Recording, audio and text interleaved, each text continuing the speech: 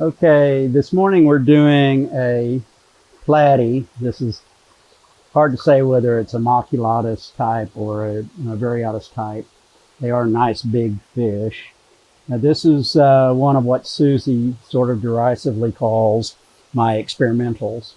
It's a new strain I'm working on. I envision a bright blue body with red fins, and you can see that fish is starting to get there. That one's a little too metallic, but still there. What I've got here are 4 regular dorsal females. This is a high fin, 2 high fin females, 2 very small, very young high fin males. That's one of them right there. And then 7 juveniles that I haven't sexed yet but are high fins. I'd like to set the high fin. My records don't show whether this is one of our true breeding high fins or whether it's just a regular high fin. I'll be able to tell after a few generations of having only high fins. If I get approximately 1/4 normal dorsals, then I know it's the regular one. If I start approaching 100% high fins, then I know it's the true breeding one.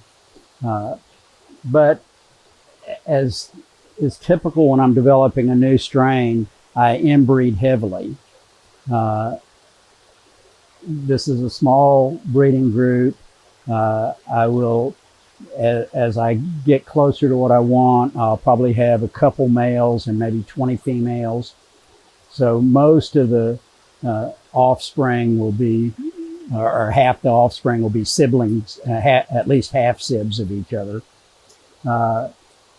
Inbreeding is a great tool. It lets you, one, get rid of bad recessive genes, deleterious recessive genes.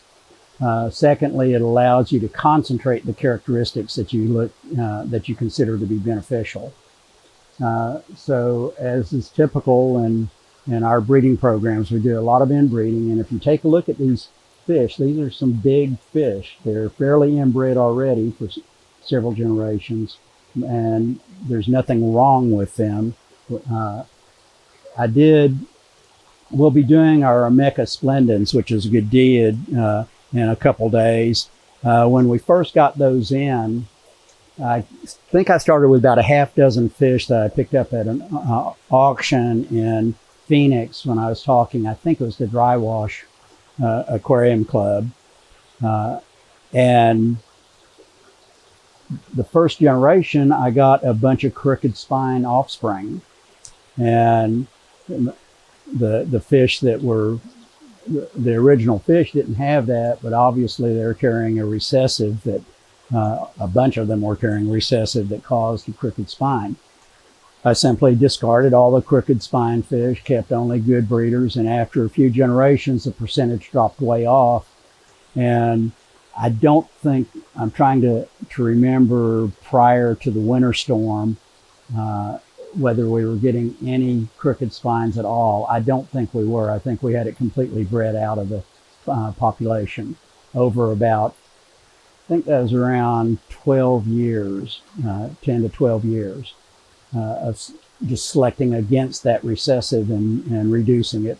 There's a neat equation that geneticists use called Hardy-Weinberg, and it calculates based upon some assumptions of simplifying assumptions that there are equal number of sexes, that there's random mating, how selecting shows how selecting against a recessive will dramatically reduce the frequency of that recessive in the population until it reaches 0. At any rate, this is one of my experimentals. I think it's going to be a nice fish. I still envision a little bit better blue on it and some deeper red in the fins, but the fish is getting there. And I also plan on having as many high fins as possible. Good fish keeping.